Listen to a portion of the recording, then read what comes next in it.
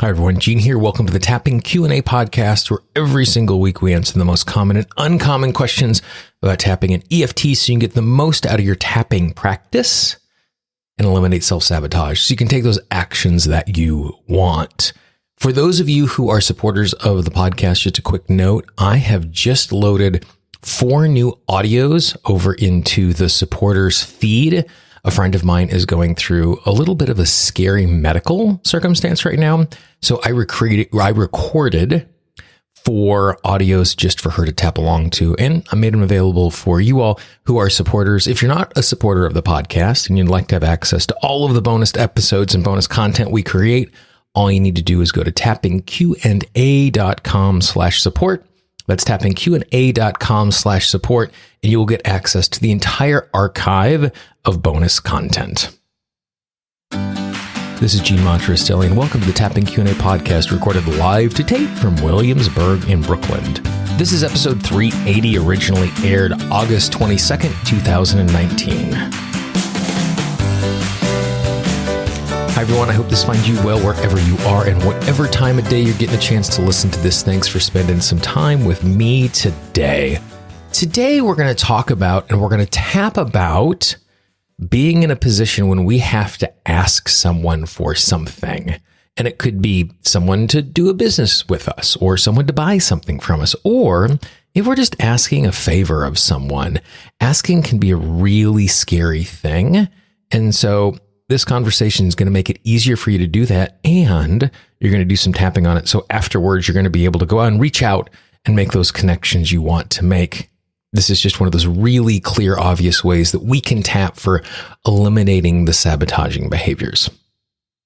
So where this came about from is I spent last week at an event called Podcast Movement. Podcast Movement is the largest conference in the world for podcast creators. So there were about 3,000 people who either produce podcasts currently or in the process of creating podcasts or thinking about creating podcasts or support those who do create podcasts. And it's always one of my favorite events of the year because content creators and podcasters are really fun sharing people.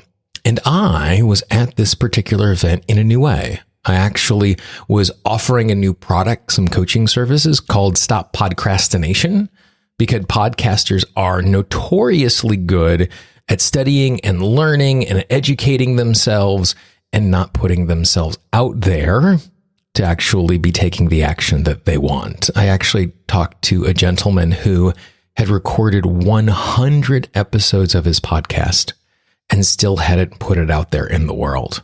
Obviously, there's a little bit of resistance going on in that particular circumstance, and we got to have a great conversation about that.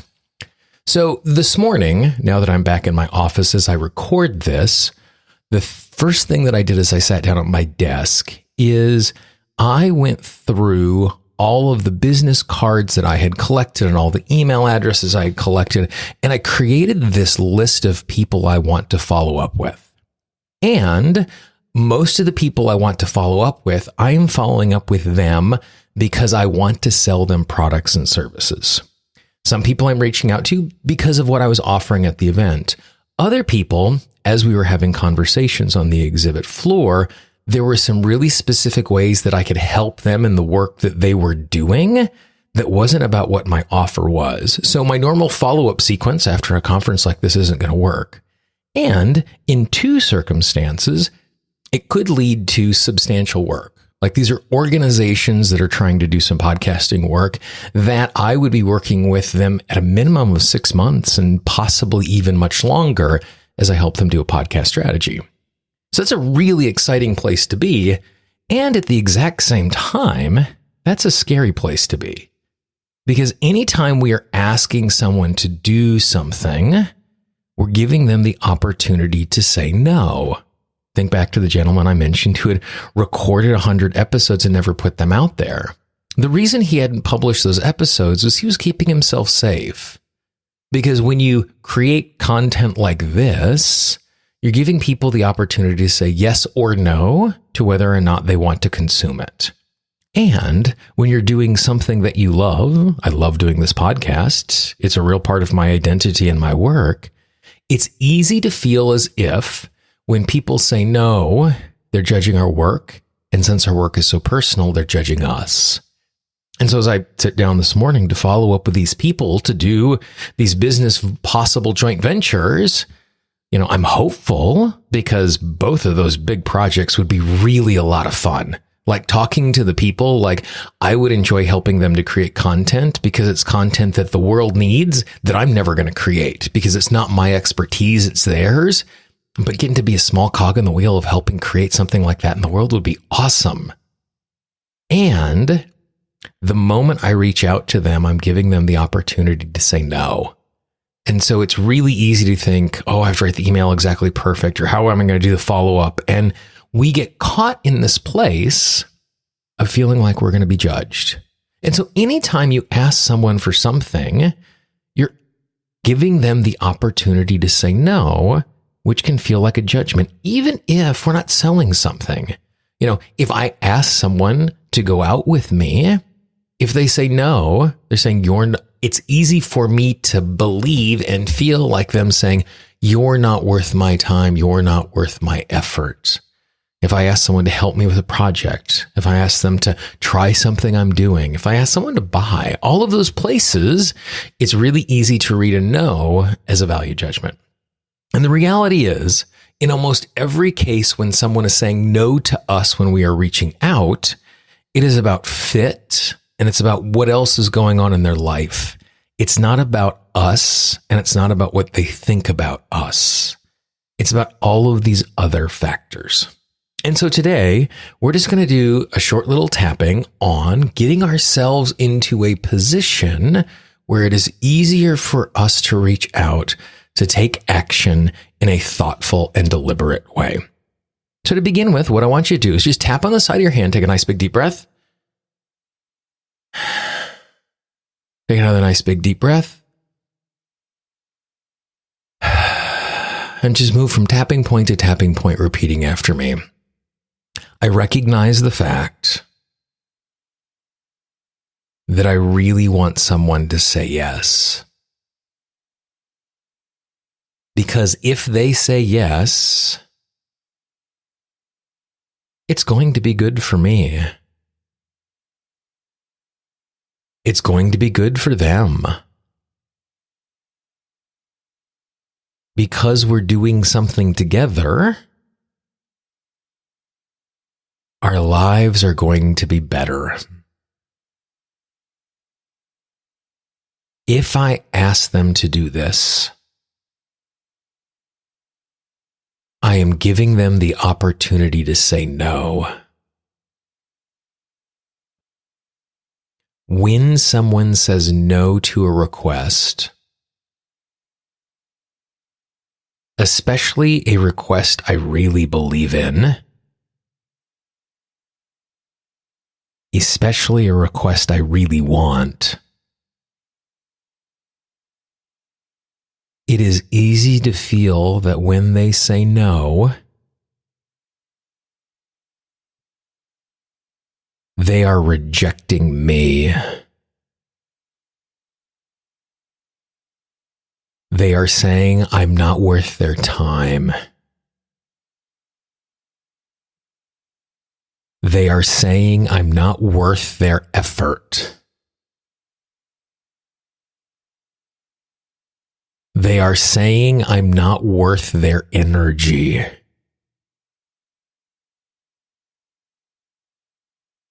They are judging me as unworthy. Because when I ask for something, it's because I believe in it.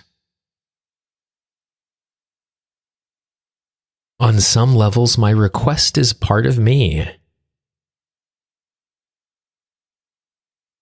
And when they turn the request down,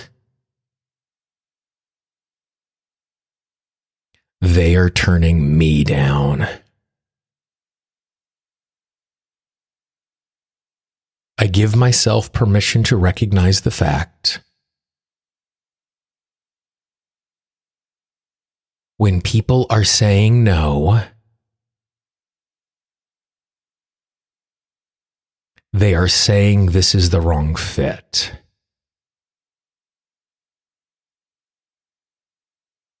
They are saying this isn't the right time.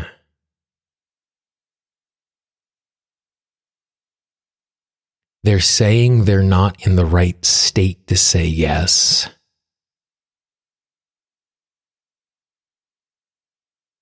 They're saying they don't understand what I'm offering. So when someone is rejecting my offer, they aren't rejecting me.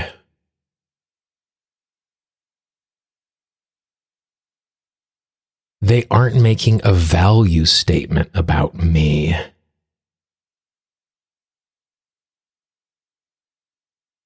They're not making a judgment of me.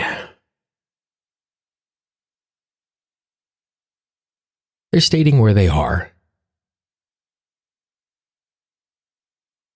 Therefore, it is safe for me to ask. Because when I ask, I'm giving them permission to say no. It is not judgment. It is not a statement of who they think I am. I give myself permission to know that my life is better when I ask for what I want. Because even if most of the time people say no, every time someone says yes, it is an opportunity and an experience that I wouldn't have otherwise. I give myself permission to be easy with myself as I ask, knowing that my ask doesn't have to be perfect. It is safe for me to want what I want. It is safe for me to ask. It is even safe for me to hear them say no. Nice deep breath. One of the things that's really interesting is people are more likely to say yes to us if we show up in a calm state. Because they notice that we're not, when we're worried and we're distressed, they can see and sense that, and that can make others worried and distressed. So if you take a few moments and you tap through something like this, one, not only is it going to be emotionally easier for you to make the ask, but two, you're actually going to be in a state that is going to make the ask be received in an easier way. As you tune into asking someone to do something, if there's still a little tension in your body, go back, replay this again, take the script, print it out. Before the next time, before you ask someone to do something, quickly run through this tapping. This is definitely one that you want to bookmark, which will make it easier for you to navigate. If you know someone in your life who could use a tap along just like this, please be our ambassador. Pass it along. Don't spam your inbox. But if you can find one or two people who could tap along to this, it would be great. Because imagine a world in which people were actually stating their needs, asking for what they wanted, and being okay when other people said no. So much more good stuff would happen. So much more collaboration would happen in the world. And so by you sharing this with one other person, creating some space for them to take some new action, it's going to benefit all of us in the long run. As a reminder, you can download and subscribe to the podcast all over the place, every single place you listen to audio. And remember, when we say subscribe in podcasting, it doesn't mean you have to pay anything. It's not like a subscription to Netflix that costs you something. It's absolutely free. You can subscribe to the Tapping Q&A podcast in Apple Podcast, Google Podcast, Pandora, Spotify, Stitcher, Deezer, radio.com, and every other place that you can hear audio. You can hear the Tapping Q&A podcast. If you go to tappingpodcast.com, you can find our entire archive of the show, as well as being able to find links to all of those platforms where you can subscribe to the show, including your smart device, your Alexa, so you can listen while you're doing other stuff around the house. Questions and comments. I love hearing from you. I can always be reached at Gene, GENE at tappingqna.com. If you're on the website, just click on the contact link up above. You can also leave a voicemail through the website. If you have the app, click on contact. You can leave me a voicemail or an email right from inside the app. If you haven't downloaded the app already, you have access to all of the tapping scripts written out in the app. If you click on the TEXT, the text tab inside of the app, it gives you the opportunity to see those scripts without having to listen to the audio. That way, in a moment's notice, while you are in the world and you're struggling with something, if you want to listen to some audio, if you want to tap to a script, it is in your pocket. Again, it is free. Go into the Apple or Android app stores, just search Tapping Q&A and you can find it. For the Tapping Q&A podcast, this is Gene Montrestelli. I hope you have a great day, and I will talk to you real soon. Bye-bye. The Tapping Q&A podcast is copyright Gene Montrestelli, Tapping Q&A 2016.